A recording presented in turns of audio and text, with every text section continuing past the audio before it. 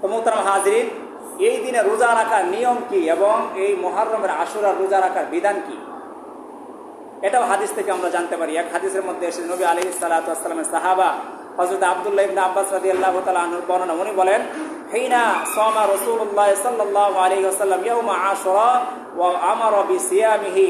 নবী আলাইহিস সালাতু ওয়াস সালাম যখন এই আশুরা রোজা রেখেছিলেন, তিনি নিজে রোজা রেখেছিলেন এবং সাহাবায়ে কেরামকে রোজা রাখার জন্য আদেশ দিয়েছিলেন। ফাকালু ইয়া রাসূলুল্লাহ ইন্নাহু ইয়াউমুন তা'জিমুহুল ইয়াহুদ ওয়ান নাসারা। সাহাবায়ে কেরাম বললেন, ওগো আল্লাহর নবী, আপনি নিজে এই দিনে রোজা রাখতেছেন, আবার আমাদেরকে রোজা রাখার আদেশ দিতেছেন, অথচ এই দিনটাকে ইহুদি এবং খ্রিস্টানরা তথা মুসা আলাইহিস সালাতু ওয়াস সালামের অনুসারী এবং হযরত ঈসা আলাইহিস সালাতুর অনুসারীরা তারা এই দিনটাকে অনেক সম্মান দিয়ে থাকে, অনেক শ্রদ্ধা করে থাকে। তো আমরা যদি এই দিনে রোজা রাখি তাহলে তো আমরা তাদের সাথে সাদৃশ্যপূর্ণ হয়ে গেলাম, তাদের মতো হয়ে গেলাম। নবীজিকে সাহাবায়ে কেরাম এই প্রশ্ন করলো। ফাকালা রাসূলুল্লাহ সাল্লাল্লাহু আলাইহি ওয়াস সালাম, তখন নবীজি বললেন, ফাইদা কানাল আমুল মুকবিলু ইনশাআল্লাহু সুমনা ইয়াউমাত তাসিআ।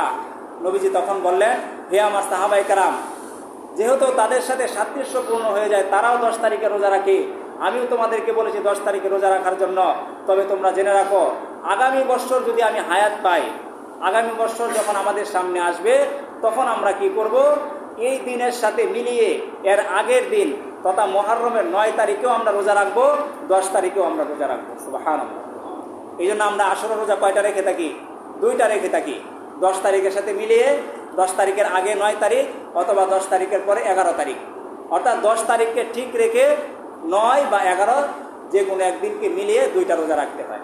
আর এটাই হলো আশুরা রোজা রাখার নিয়ম। হাদিসের মধ্যে এরপর এসেছে, হাদিসের বর্ণনাকারী বলেন, ক্বালা ফালাম ইয়াতিল আমুল মুকবিলু হাত্তা তুওয়াফিয়া রাসূলুল্লাহ সাল্লাল্লাহু আলাইহি ওয়াস সালাম। এই হাদিসের বর্ণনাকারী বলতেছে যে নবীজি যে বলেছিল যে আগামী বছর যখন আসবে এই সিজনটা বা এই মুহররম মাস, তখন আমরা কি করব, এই আশুরার সাথে আশুরার আগের দিন মিলিয়ে রোজা রাখবো। তো বর্ণনাকারী বলেন যে ফালাম ইয়াতিল আমুল মুকবিল, আগামী বছর আসে নাই, তবে এসেছিল, কিন্তু তুওয়াফিয়া রাসূলুল্লাহ সাল্লাল্লাহু আলাইহি ওয়াস সালাম, নবীজি এর আগে ইন্তিকাল করে গিয়েছিলেন। এই জন্য মুহতারাম হাজরিন, এই হাদিস থেকে বোঝা যায় ইহুদি নাসারারা যেহেতু এই মুহররমের 10 তারিখ তথা আশুরার দিন তারা একটা রোজা রেখে থাকে, তো তাদের বিরোধিতা করার জন্য নবী আলাইহিস সালাতু ওয়াস সালাম বলেছেন, তোমরা এই আশুরা রোজা তথা 10 তারিখের রোজার সাথে মিলিয়ে আগের দিন অথবা পরের দিন তোমরা আরো একটা রোজা রাখবা, তথা তাদের বিরোধিতা করার জন্য তোমরা 2টা রোজা রাখবা। আর এটাই হলো আমাদের জন্য আশুরা রোজা রাখার নিয়ম। এখন কথা হলো, আশুরা রোজা রাখাটা ফরজ, ওয়াজিব, মুস্তাহাব নাকি সুন্নাত? হাদিসের মধ্যে এসেছে নবী আলাইহিস সালাতু ওয়াস সালাম বলেছেন যে রমজানের রোজা ফরজ হওয়ার পূর্বে এই উম্মতের উপরে আশুরার রোজাকে আল্লাহ তাআলা ফরজ করেছিলেন এবং সমস্ত মুসলিম উম্মাহ এই আশুরার রোজাকে ফরজ হিসেবে তারা পালন করত। কিন্তু যখন রমজানের রোজাকে আল্লাহ পাক রব্বুল আলামিন দ্বিতীয় হিজরতে নবী আলাইহিস সালাতু ওয়াস সালাম মক্কা থেকে মদিনা হিজরত করে যাওয়ার পরে, আমরা জানি দ্বিতীয় হিজরতে এই রমজানের রোজাকে আল্লাহ তাআলা ফরজ করেন। যখন রমজানের রোজা আল্লাহ তাআলা ফরজ করে ফেললেন, তখন নবী আলাইহিস সালাতু ওয়াস সালাম এই আশুরা রোজার ব্যাপারে বিধান দিয়ে দিলেন। উনি বললেন যে আশুরার দিন হলো আল্লাহ পাকের দিন সমূহের মধ্য থেকে অন্যতম একটা দিন, সুতরাং রমজানের রোজা যেহেতু তোমাদের উপরে ফরজ করা হয়েছে, এখন আর তোমাদের উপরে আশুরার রোজা ফরজ নাই, বরং আশুরার রোজাটা তোমাদের জন্য মুস্তাহাব হয়ে গেল। যার ইচ্ছা সে আশুরার রোজা পালন করবে, যার ইচ্ছা সে পালন করবে না। যে পালন করবে সে নেকি অর্জন করবে, আর যে পালন করতে পারবে না তার আমলনামায় কোনো নেকি, তার আমলনামায় কোনো গুনাহ লেখা হবে না।